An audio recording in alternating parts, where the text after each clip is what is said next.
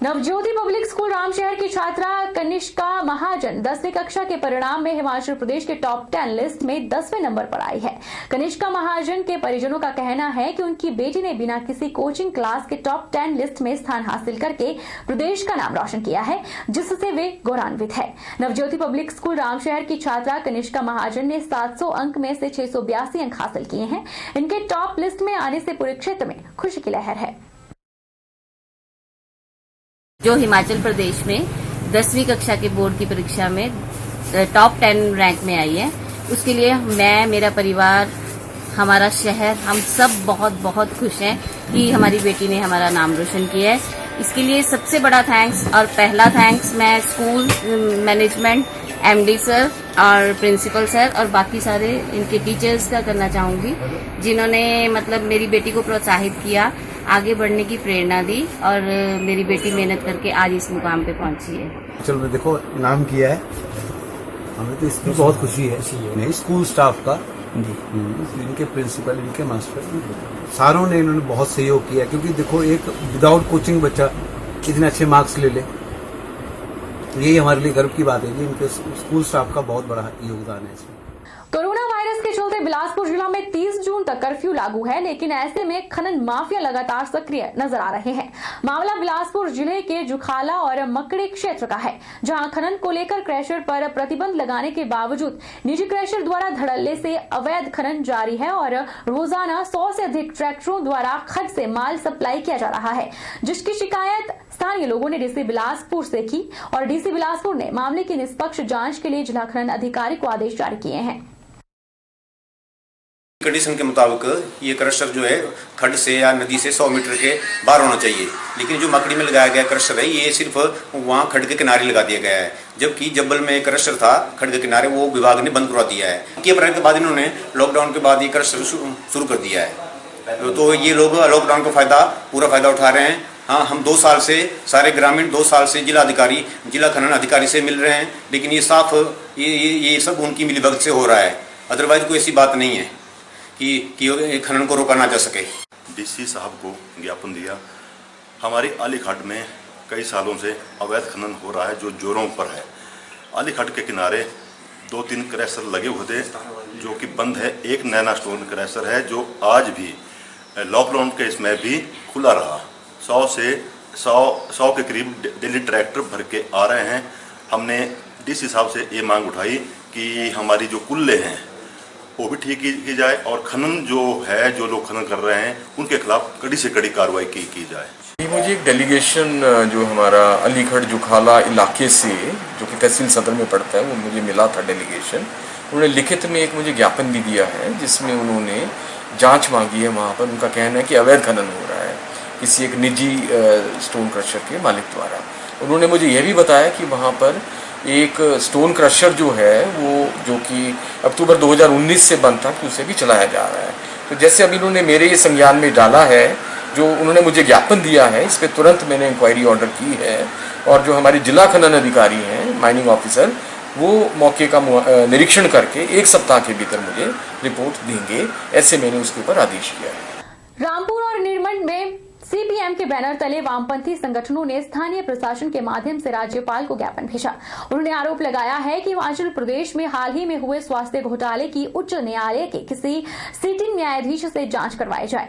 यह निंदनीय और प्रदेश को कलंकित करने वाला घोटाला हुआ है। उनका कहना था कि वर्तमान परिप्रेक्ष्य में सरकारी एजेंसियों द्वारा जांच निष्पक्षता पूर्ण संभव नहीं है, क्योंकि सत्ता में बैठे लोग जांच को प्रभावित करेंगे। यहाँ रामपुर में ज्ञापन दिया माननीय राज्यपाल को, और जिसमें हम मांग कर रहे हैं जो अभी स्वास्थ्य घोटाला हुआ है हिमाचल प्रदेश में, पीपीई किट के बारे में, उसके बारे में, और जो सैनिटाइज़र घोटाला हुआ उसके बारे में करें। हम मांग कर रहे हैं कि जो 2 कंपनी हैं, एक है एपेक्स कंपनी जो बिंदल जी है, उनकी रिश्तेदार की कंपनी है, उससे 6000 किटें मंगाई है ना, वो जो सस्ते दाम वाली महंगे दामों में खरीदी है। दूसरा है बंसल जो है कमर्शियल कंपनी है यहाँ की कुरुक्षेत्र की, उसमें 7000 किटें उन्होंने ली है लाखों रुपए की, और वो किटें आई नहीं, ना वो कंपनी एग्जिस्ट करती है, ना वो किटें यहाँ पर आई है। तो उसको हम कह रहे हैं कि भी इसकी जो है जांच होनी चाहिए, और जिस तरह से विजिलेंस डिपार्टमेंट जांच कर रहा है हिमाचल प्रदेश का, वो हाई कोर्ट के जो दिशा निर्देश है उसके अनुसार होना चाहिए। और हम महामहिम राज्यपाल से ये अनुरोध करें कि जो ये करोड़ों रुपए का घोटाला हुआ है, इसकी जो है सिटिंग जो जज है हाईकोर्ट के, उनसे जो है इंक्वायरी है। ये हम इंडिया रामपुर के अंदर और पूरे प्रदेश के अंदर इस बात को लेकर प्रदर्शन कर रही है और ज्ञापन एसडीएम के माध्यम से राज्यपाल को सौंप रहे हैं कि पिछले दिनों जो ये रामपुर पूरे हिमाचल प्रदेश के अंदर जो हुआ है और जो स्वास्थ्य विभाग के अंदर एक बहुत बड़ा घोटाला वहाँ पे हुआ है और जिसके अंदर 2 गिरफ्तारियाँ भी हुई है। हम कम्युनिस्ट पार्टी की तरफ से ये मांग कर रहे हैं कि उस पर न्यायिक जांच उसकी होनी चाहिए। कोई सिटिंग जज जो अभी हाई कोर्ट के अंदर है उनसे उनकी जांच होनी चाहिए। और इसके अंदर देखने को जो मिल रहा है, जो बिंदल साहब का इस्तीफा भी है और बहुत सारे ऐसे इसके अंदर अभी जो क्लू आएंगे और जिसको एक उस तरह कमेटी इसको तुरंत इसकी जांच इसके अंदर करे। रामपुर आसपास जंगलों में आग लगने की घटनाएं थमने का नाम नहीं ले रही हैं। लोगों का आरोप है कि वन विभाग भी इस दिशा में उदासीन रवैया अपनाए हुए है। सूचना देने के बाद भी वन विभाग के कर्मी या कोई स्पेशल टीम आग बुझाने के लिए नहीं पहुंचती है। शिमला जिला के रामपुर के आसपास के जंगलों में आग लगने की घटनाएं आम होती जा रही है। इससे यहां जंगलों को नुकसान पहुंच रहा है, वहीं जीव जंतु भी जल रहे हैं। शिमला जिला के रामपुर वन मंडल मुख्यालय के पास हेलीपैड के आसपास आग लगने से चीड़ के जंगल जल गए। लोगों का आरोप है कि वन मंडल मुख्यालय के पास भी विभाग का कोई भी व्यक्ति आग बुझाने मौके पर नहीं पहुंचता, जबकि आग पूरे दिन जंगलों में लगी रही। उनका कहना है कि हेलीपैड और कलना के मध्य सड़क मार्ग के साथ 8 घंटे से जंगल में लगी आग को बुझाने वन विभाग की ओर से पहल न करना वन विभाग की उदासीनता को दर्शाता है। किसान सभा नेता कुलदीप और अन्य का कहना है कि वन विभाग आग लगने पर जंगलों की ओर ध्यान नहीं दे रहा है, जबकि किसानों के पौधे काटने पहले ही पहुंच जाते हैं। इस तरह वन विभाग की उदासीनता जंगलों को नुकसान पहुंचा रही है। हम हिमाचल किसान सभा की तरफ से जो आजकल जो जंगलों के अंदर जो आग लग रही है, उसके अंदर जो वन विभाग की जो भूमिका है, जो इनको जो है टाइमली जो है आग बुझाने के लिए आना चाहिए, वो जो है क्या बोलते हैं नगण्य है। और जब जो है आम जनता के जो गरीब के जो है पेड़ काटने थे, तब जो है वन विभाग जो है जितनी उस समय जो है उत्सुकता दिखाता, तो आज के समय में जो उत्सुकता जो है नहीं दिखा रहा है, जिसके चलते जो है जब वनों के अंदर जंगलों में आग लग रही है, उस आग से जो है लोगों का भी जो है कई जो है खेतों के अंदर भी जो है नुकसान जो है हो रहा है, जो जंगलों के साथ जो खेत लगे हैं। जब आजकल जो है रामपुर तहसील और पूरे प्रदेश में वनों में आग लग रही है, और बड़ी दुख की बात जो फॉरेस्ट डिपार्टमेंट के पास जो एक एक्सपर्ट टीम होनी चाहिए, जिसमें पुरुष हो, बाकी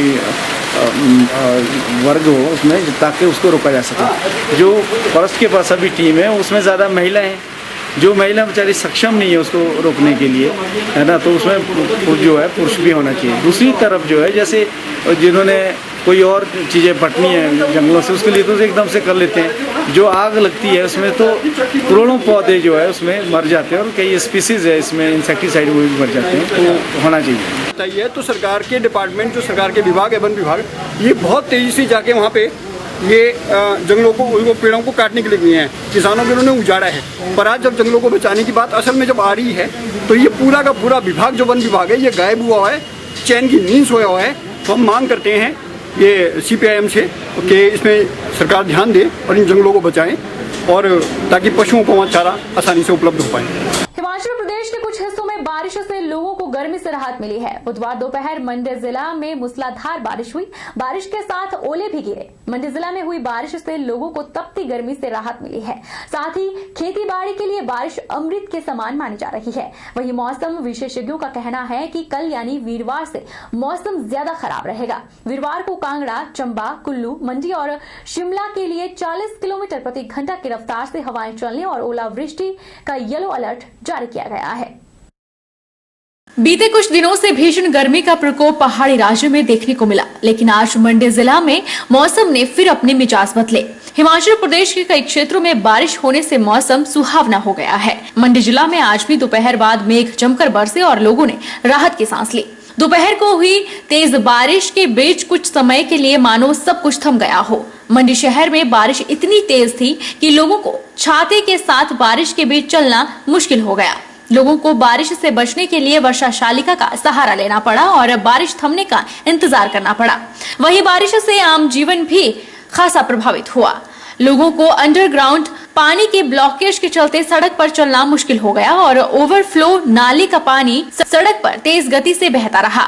उधर मंडी जिला के ग्रामीण इलाकों में भी तेज बारिश के साथ ओले पड़े और ठंडी पुरवाइयां चली। स्थानीय लोगों का कहना है कि कोरोना काल में मौसम भी परेशानी का सबब बन गया है।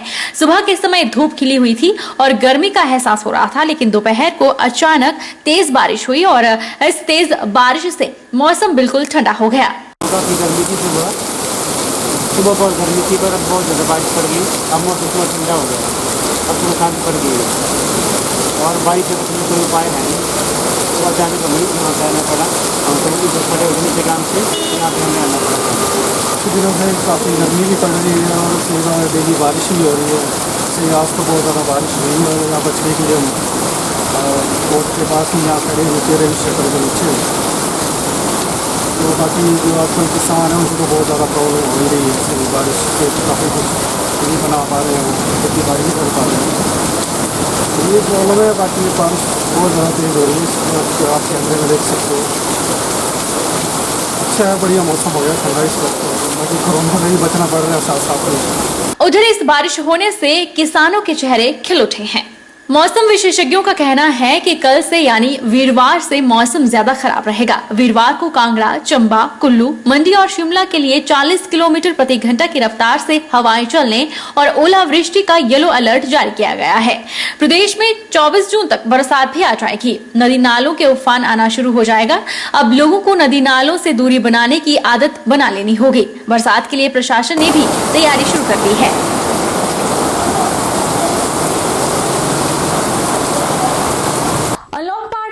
हिमाचल प्रदेश सरकार के द्वारा कर्फ्यू में ढील का समय रात 8 बजे तक बढ़ाया गया है ताकि लोगों को राहत मिल सके। वहीं मंडी व्यापार मंडल ने शाम तक दुकानें खोलने का निर्णय लिया है, जिसके चलते जनरल दुकानें शाम 6 से 6:30 बजे तक बंद हो जाती हैं और खाने पीने और आवश्यक वस्तुओं की दुकानें ही रात 8 बजे तक खुली रहती हैं। वहीं स्थानीय लोगों ने इस विषय को लेकर अपनी प्रतिक्रिया व्यक्त की है। हिमाचल प्रदेश सरकार के द्वारा कोरोना के बढ़ते मामलों के बीच अनलॉक पार्ट 1 में नाइट कर्फ्यू लागू किया गया है और रात 8 बजे तक कर्फ्यू में ढील दी गई है ताकि प्रदेश में आम जनजीवन से जुड़ी आर्थिक गतिविधियां सुचारू रूप से चल सकें। मंडी जिला में भी आम जनता को राहत प्रदान करने के लिए अनलॉक पार्ट 1 में बस सेवाओं की शुरुआत की गई है ताकि आम लोगों को परिवहन की सुविधा मिल सके। लेकिन निजी और सरकारी बस सेवाएं एक साथ शुरू न होने के कारण लोगों को परेशानियों का सामना करना पड़ रहा है। वहीं बाजारों में भी लोगों की आवाजाही कम देखने को मिल रही है, जिसके चलते मंडी व्यापार मंडल ने जनरल दुकानों को शाम 6 साढ़े 6 बजे तक बंद करने का निर्णय लिया। वहीं स्थानीय लोगों का कहना है कि जब तक निजी और सरकारी बस सेवाएं सही तरीके से शुरू नहीं होती हैं, तब तक दुकानें शाम तक ही खुले तो बेहतर है। ये जो व्यापार मंडल के कुछ दुकानदारों की सहमति के कारण ये टाइम 6:30 का रखा गया है, तो ये आपसी तालमेल से ही हुआ है। और जैसे देखा जाए तो कस्टमर जो भी मार्केट में आता है वो 4-5 बजे तक तो वैसे वापस इधर उधर गाँव का तो चला ही जाता है। पूरी बसेज वगैरह थ्रू आउट चलेगी नहीं, तब तक तो कस्टमर का आना शाम के वक्त तो काफ़ी नामुमकिन ही है वैसे तो। और जो प्राइवेट व्हीकल वाले हैं वो भी आपके 5-6 बजे तक वापस चले जाते हैं। पर रही जो शहरी कस्टमर है वो तो फिर भी 8 बजे तक बाजार में रहता है। दुकानदार यूँ ही बैठे रहते हैं जब तक बाहर से लोग नहीं आएंगे या बसेज नहीं चलेंगी ठीक ढंग से, तब तक क्या करना बैठ करके इतना लंबा समय। 6 बजे तक का ठीक व्यापार मंडल का जो डिसीजन है कि 6 बजे के बाद बंद कर दो, तो मैं तो समझता हूँ कि वो बिल्कुल ठीक है। हम तो ये कोशिश करते हैं कि कम से कम जो है बाहर निकलें और मतलब अपने जो है अगर जो है कोई सामान जो है बड़ा ज़रूरी हो तभी बाहर निकलते हैं। अगर कोई जैसे कोई बिल पेमेंट होनी हो, कुछ और काम करना हो, और ऑनलाइन ही हम मतलब ज़्यादातर कर रहे हैं। इसके बावजूद जो है जैसे जो समय सरकार ने जो है निर्धारित किया है कि 9 बजे से 8 बजे तक जो है सारी दुकानें जो खुली रहेंगी, तो इसमें जो है मेरे विचार में ऐसा है कि इसमें जब तक ट्रांसपोर्ट जो है ठीक तरीके से शुरू नहीं होती, जैसे प्राइवेट बसें जो है नहीं चल रही है, जो गवर्नमेंट के जो है ट्रांसपोर्ट HRTC है उसमें भी सवारियाँ बहुत कम, लोग जो है बहुत कम आ जा रहे हैं, तो इससे जो है दुकानदारों को भी ज़्यादा फायदा नहीं है। तो जैसे वो 6 बजे जो है उन्होंने निर्णय लिया है कि 6 बजे दुकानें बंद करनी है, मैं तो ये बोलता हूँ कि 6 बजे के बजाय जो है अगर जो है सरकार जो है दोबारा 4 बजे तक रखे तो वो ज़्यादा ठीक है। बहरहाल बुलेटिन में इतना ही। आप देखते रहिए HP 24/7।